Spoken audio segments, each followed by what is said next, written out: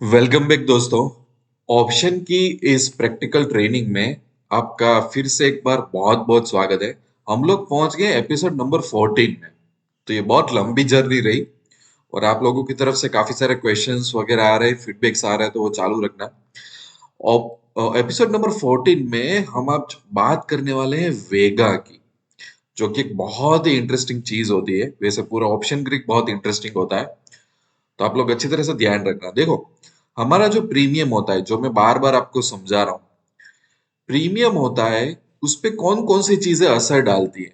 Delta, gamma, theta, वेगा। तो हमने delta पता कर लिया, हमने गामा पता कर लिया, हमने थीटा पता कर लिया। अब बारी है वेगा की। डेल्टा क्या करता है? डेल्टा स्पीड बताता है कि भाई अ, जो रिलायंस का जो स्टॉक है, रिलायंस का, उसमें कुछ प्राइस ऊपर नीचे होगी तो प्रीमियम पे क्या असर पड़ेगा। फिर वो जो डेल्टा की स्पीड है वो कंट्रोल करने वाला होता है गामा। और क्योंकि ये ऑप्शन एक कॉन्ट्रैक्ट होता है, लिमिटेड टाइम बेस, तो टाइम फैक्टर उसको लागू करवाता है थीटा। राइट। और अब बच गया है वेगा। मैंने आपको सिर्फ याद दिला दिया ताकि आप भूल ना जाओ।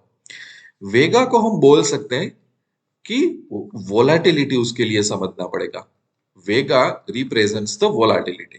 ठीक है। अब वोलाटिलिटी होता क्या है, मैं एकदम सिंपल लैंग्वेज में आपको समझा दूं। तो वोलाटिलिटी मतलब कि जो, समझ लो कि रिलायंस का स्टॉक है, ठीक है, जो अभी 2400 के आसपास चल रहा है इस टाइम पे। 2370 बता रहा है, मैंने आसपास प्राइस 2400 ले ली। तो फॉर एग्जाम्पल आप लोग अगर रिलायंस में ट्रेड करते हो, जैसे पिछले 2-3 साल से आप ट्रेड कर रहे हो, right, you are an experience trader, so you would know कि रिलायंस है, उसका मूवमेंट कैसा है।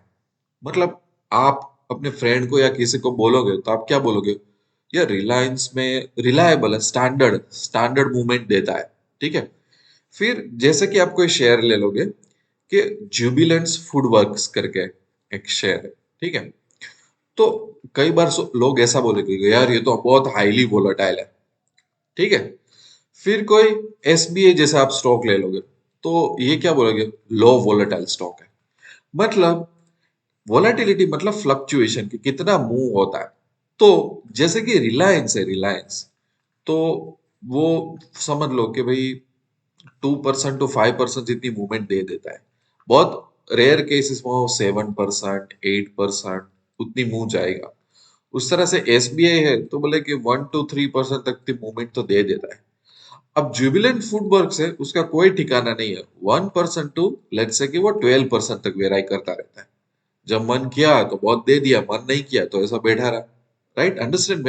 मैं यहाँ पे फ्लक्चुएशंस की बात कर रहा हूँ, वोलाटिलिटी की। तो अगर मैं यहाँ पे ऐसा लिखूं कि एसबीआई लिखूं, टीसीएस लिखूं, जुबिलेंट फूडवर्क्स लिख लूं, टाटा पावर लिख लूं, ठीक है, हैप्पीएस्ट माइंड करके एक स्टॉक है वो मैं ऐसा लिख लूं, हीरो मोटोकॉर्प्स का है वो लिख लूं, एचडीएफसी का स्टॉक है वो लिख लूं, आईसीआईसीआई बैंक का है स्टॉक, आईआरसीटीसी। तो हर एक स्टॉक का एक मूव करने का एक बिहेवियर होगा कि कौन सा कितना शांत है, कौन सा बहुत फ्लक्चुएटिंग है, कौन सा स्टैंडर्ड है। ऐसा होता है, यस। कई बार हम ट्रेड करते हैं तो हमको क्या लगता है, यार एसबीआई में मुझे इतनी ज्यादा मूवमेंट नहीं मिलती जितनी मुझे टीसीएस में मिल जाती है। ऐसा एक्सपीरियंस होता है, अंडरस्टैंड? तो बस इसको ही क्या बोलते हैं, फ्लक्चुएशन। फ्लक्चुएशंस को थोड़ा टेक्निकल और अच्छी तरह से समझने के लिए उसको नाम दिया गया है वोलाटिलिटी। ठीक है। अब जैसे उसमें भी एक एग्जांपल देता हूं, जैसे कि निफ्टी। निफ्टी में हम ट्रेड करते हैं, राइट, फ्यूचर और ऑप्शन में। और एक होता है बैंक निफ्टी। तो आप लोगों को मालूम होगा अगर आप ट्रेड कर रहे हो कि बैंक निफ्टी वो ज्यादा वोलेटाइल है। मतलब वो बहुत बड़ी बड़ी मूवमेंट कभी भी दे देता है कंपेयर टू निफ्टी। निफ्टी थोड़ा स्ट्रक्चर्ड है, बैलेंस है, थोड़ा शांत है compare to bank Nifty. Again volatility की बात कर रहा हूं। सो अंडरस्टैंड कि जब हमारा जो प्रीमियम होता है कोई भी कॉन्ट्रैक्ट का, वो प्रीमियम ऊपर नीचे होता है। वो ऊपर नीचे होता है ग्रीक्स के लिए, जैसे कि डेल्टा, गामा, थीटा और वेगा। यस। तो वेगा का रोल मतलब वो वोलाटिलिटी को रिप्रेजेंट करता है कि मार्केट में कितना फ्लक्चुएशन चल रहा है मार्केट में, वो फ्लक्चुएशन का इम्पैक्ट हमारे प्रीमियम पे किस तरह से आएगा। ठीक है, अगर हम टाइम को गिन रहे हैं तो हमको वोलाटिलिटी को भी गिनना पड़ेगा। उसके एग्जांपल दे देता हूँ कि ये क्यों जरूरी है, ये वी को क्यों लाना पड़ा। अंडरस्टैंड, वी को इसलिए लाना पड़ा बिकॉज समझ लो कि अभी महीना चल रहा है जनवरी और फेब्रुआरी महीना आने वाला है। यस, अब फेब्रुआरी महीने में इंडिया का यूनियन बजट होता है, राइट। तो काफी सारा स्पेक्यूलेशन यहाँ पे स्टार्ट हो जाता है, भाई इस बार बजट कैसा रहेगा, ये कैसा रहेगा। सो स्टॉक मार्केट में उथल पाथल चालू हो जाती है। ये उथल पाथल को वोलाटिलिटी बोलते हैं, क्योंकि कोई इवेंट के रिलेटेड होता है, राइट। अब समझ लो कि आरबीआई कुछ बहुत मेजर अनाउंसमेंट करने जा रहा है, तो भी मार्केट में उथल पाथल हो जाएगी। ये उथल पाथल को क्या कहेंगे, वोलाटिलिटी। तो मार्केट जो 365 डेज चलता है, तो कुछ ना कुछ ऐसे इवेंट आते रहते हैं कि भाई बजट आने वाला है, कि भाई इलेक्शन आने वाला है, कि भाई आरबीआई कुछ अनाउंस कर देने वाली है, कि कोई जगह पे वॉर हो गई, कि इंडस्ट्री के जो रिपोर्ट आए वो कैसे आए, कि इन्फ्लेशन कैसा आया, कि ये कंपनी का रिजल्ट कैसा आया, कि ये इंडस्ट्री कैसी चल रही है। तो ऐसे हजारों इवेंट होते हैं। इवेंट तो ऐसे हजारों होंगे, हम गिन गिन कोई न्यूज आई, कुछ भी हुआ, तो वो इवेंट है वो फ्लक्चुएशन में कन्वर्ट होता है, जिसको हम बोलते हैं वोलाटिलिटी। तो उसका कुछ ना कुछ इम्पैक्ट स्टॉक की प्राइस पे पड़ता है। तो अगर स्टॉक की प्राइस पे उसका इम्पैक्ट होता है तो प्रीमियम पे भी उनका इम्पैक्ट होना चाहिए। अंडरस्टैंड। सो जितने भी इवेंट होते हैं वो ट्रांसलेट होते हैं स्पेक्यूलेशन में, कि भाई ऊपर नीचे मार्केट होता रहता है, तो स्टॉक की प्राइस भी ऊपर नीचे होगी, तो इसलिए प्रीमियम की प्राइस भी ऊपर नीचे होनी चाहिए। ये जो कंसेप्ट मैंने आपको समझाया, आई गारंटी कि कोई नहीं समझाएगा। लोग सीधा वेगा समझाना चालू करते हैं, वोलाटिलिटी में भी जाते हैं समझाने के लिए, पर ये वोलाटिलिटी को क्यों लाना है, उसके बगैर क्या चल नहीं सकता था? क्या सिर्फ डेल्टा, गामा और थीटा से काम चल नहीं सकता था? ये कोई नहीं बताएंगे कि व्हाई वोलेटिलिटी इज नेसेसरी।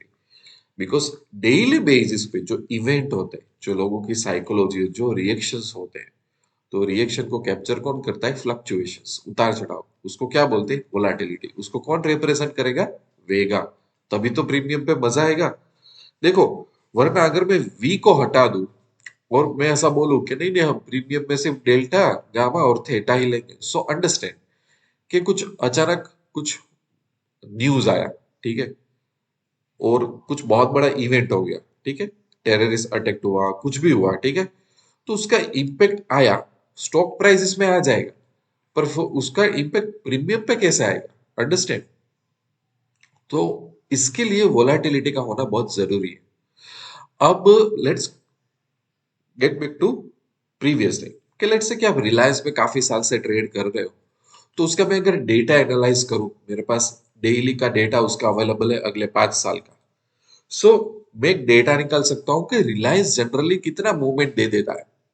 तो मेरे पास एक आंसर आएगा कि 15% वॉलेटाइल है ये stock. 15% in terms of percentage की बात कर रहा हूँ, कि एवरेज पिछले 5 साल का डेटा एनालाइज करे तो इतना है। एसबीआई बोले तो बोले कि यार वो कुछ 10% जितना। जैसे कि जुबिलेंट फूडवर्क्स बोले तो उसका मैं रखता हूँ लेट्स से कि 26%। मतलब जिसके परसेंटेज ज्यादा वो उतना वॉलेटाइल है।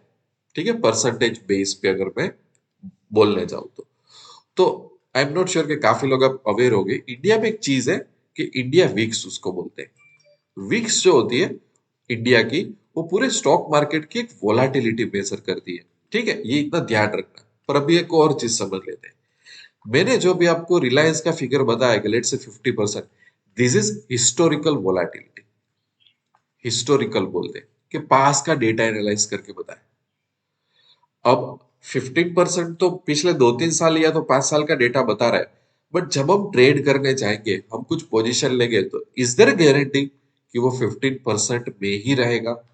There is no any guarantee, right. तो उसका क्या किया जाए? लेट्स से कि मुझे फ्रेश डेटा चाहिए वोलाटिलिटी का, कि एक्चुअली अभी स्टॉक मार्केट क्या सोच रहा है, राइट। अभी रिलायंस फ्रेश फ्रेश क्या सोच रहा है, लोग क्या सोच रहे हैं रिलायंस के बारे में। सो उसके लिए एक चीज आई जिसको बोलते हैं इम्प्लाइड वोलाटिलिटी, आईवी।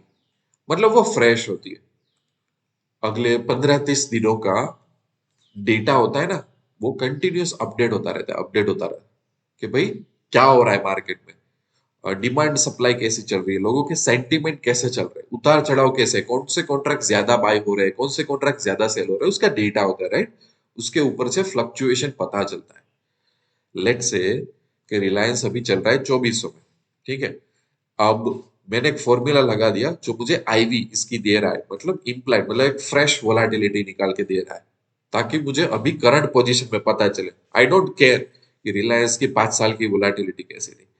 तो उसके कॉन्ट्रैक्ट जाके देखो तो मुझे अगर ऐसा लग रहा हो कि ज्यादातर कॉन्ट्रैक्ट्स बाय हो रहे 2500 के, 2600 के, 2700 के, और बहुत कम कम कॉन्ट्रैक्ट बाय हो रहे हैं 2400 के, 2300 के। सो आई नो कि लोग ओवरऑल ज्यादा फ्यूचर में बुलिश हो रहे हैं, राइट। सो कहीं ना कहीं मेरी वो इम्प्लाइड वोलाटिलिटी में मुझे दिखेगा। और अचानक रिलायंस में कुछ नेगेटिव न्यूज आई तो लोग ये सब कॉन्ट्रैक्ट निकालना चालू कर देंगे, एग्जिट एग्जिट एग्जिट, और नीचे वाले कॉन्ट्रैक्ट लेना शुरू कर देंगे। तो भी अचानक मेरी आईवी में कुछ चेंज होगा, यस और नो। तो ये समझ में आया तो लुक एट दिस वन। ये इंडिया की वोलाटिलिटी बताता है, कोई पर्टिकुलर स्टॉक की नहीं, मैं ये मार्केट की बात कर रहा हूँ। तो देखो यहाँ पे वोलाटिलिटी परसेंटेज, ये परसेंटेज में होता है। ये कितना था यहाँ पे, मैं बता देता हूँ आपको, 20% था यहाँ पे। अब देखो अचानक वो गिरा, वोलाटिलिटी गिरी, कुछ हुआ होगा ना मार्केट में, 18%, मतलब 2% ड्रॉप हुई वोलाटिलिटी।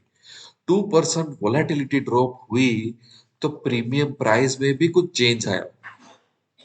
वोलाटिलिटी मतलब अनसर्टेनिटी, फ्लक्चुएशंस गिरे, ठीक है। वोलाटिलिटी बढ़ती है, बढ़ती है मतलब स्पेकुलेशन फ्लक्चुएशंस बढ़ता है तो प्रीमियम के प्राइस बढ़ेंगे।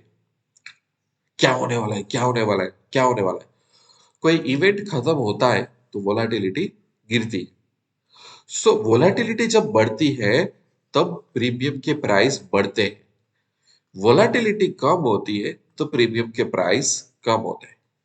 अब अंडरस्टैंड कि if you are a buyer, if you are a buyer, you like कि प्रीमियम ऊपर जाए, तभी आपका प्रॉफिट बढ़ेगा।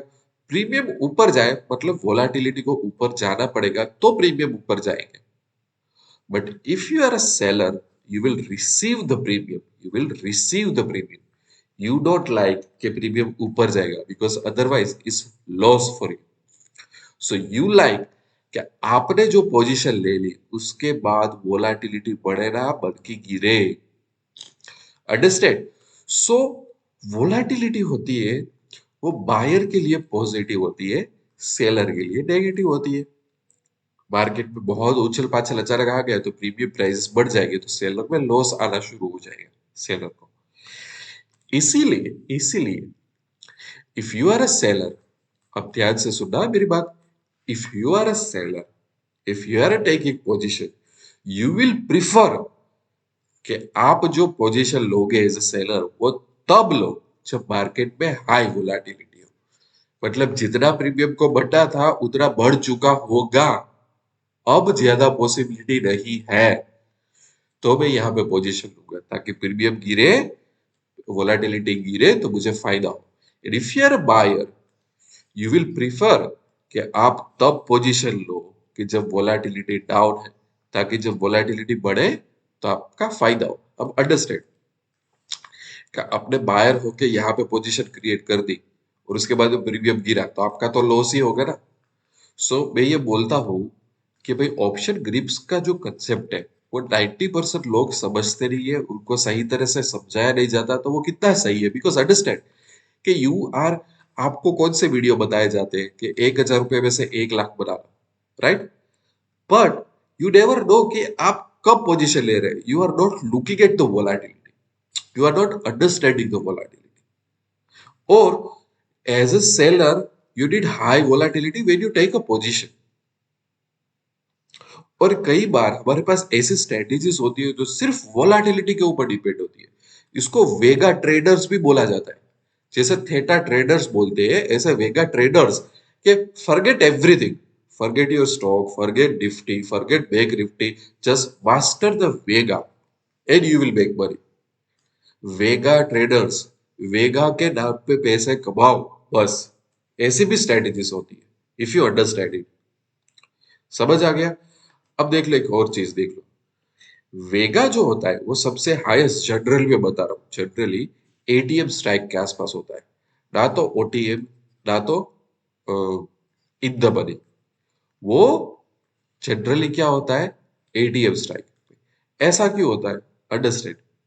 एटीएम वगैरह हमको कुछ समझना बाकी है, पर मैं आपको समझा देता। एटीएम मतलब कि मार्केट अभी कहाँ पर है उसको एटीएम बोलते हैं, राइट?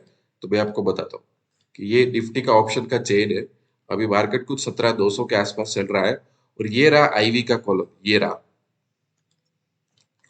कलर चेंज कर देता हूँ तो आपको दिखेगा। ये रहा आईवी का कॉलम और पुट साइड ये रहा। तो ये 17,200 का आईवी दिखा रहा है मेरे को 15% के आसपास।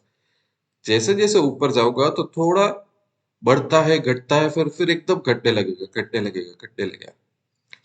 उसी तरह मैं नीचे जाता हूं तो थोड़ा देखो घट रहा है, घट रहा है, घट रहा है, घट रहा है, घट रहा है, घट रहा है, फिर अचानक यहाँ पे बढ़ रहा है। पर ये जो बढ़ रहा है, आप बोलोगे कि सर इतना आईवी क्यों बढ़ रहा है? देखो 25, 30, मतलब ये तो अच्छा है मेरे लिए, पर अच्छा नहीं है क्योंकि कितना चीप है और कितने कॉन्ट्रैक्ट्स है, वॉल्यूम देखो, ये सब इसका कोई ज्यादातर मतलब नहीं होता। ये सब स्पेकुलेशन और गैम्बलिंग के लिए यूज किया जाता है। अंडरस्टैंड के जहां पे अभी मार्केट खड़ा है 17,200 के आसपास, I think I need to change the colour. हाँ, 17,200 के आसपास अभी मार्केट खड़ा है, तो वहां पे सबसे ज्यादा स्पेकुलेशन होता होगा, कॉन्ट्रैक्ट ऊपर नीचे होते होंगे, सब इवेंट उसको लागू पड़ेंगे। दिस इज वाई कि एटीएम स्ट्राइक के अराउंड इम्प्लाइड वोलाटिलिटी बहुत स्ट्रॉन्ग होती है, बहुत एक्टिव होती है, उसका इम्पैक्ट बहुत ज्यादा होता है। बाकी सब कॉन्ट्रैक्ट्स की बात बात को आगे हम समझेंगे, पर अभी इतना आप समझ लो। नाउ द लास्ट थिंग, इतना समझ में आया हो ना, तो नाउ द लास्ट थिंग कि मैं उसको रीसेट कर देता हूँ।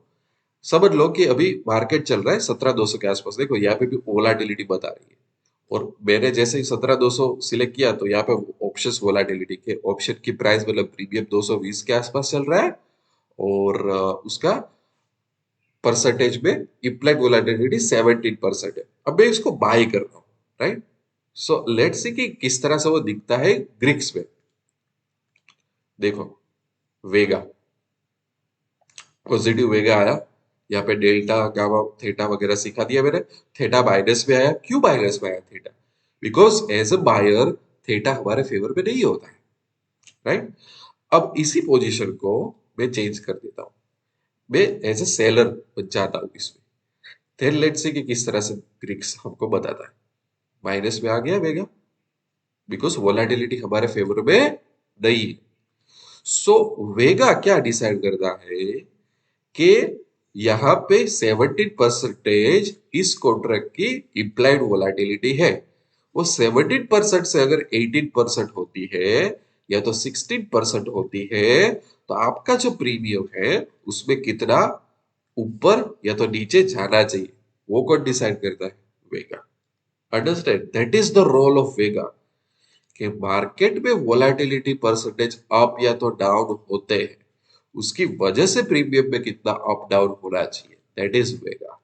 और सीरियस ट्रेडर खास करके पोजीशन लेने से पहले they check India VIX and you can also check the implied volatility of the different stock also. ठीक है?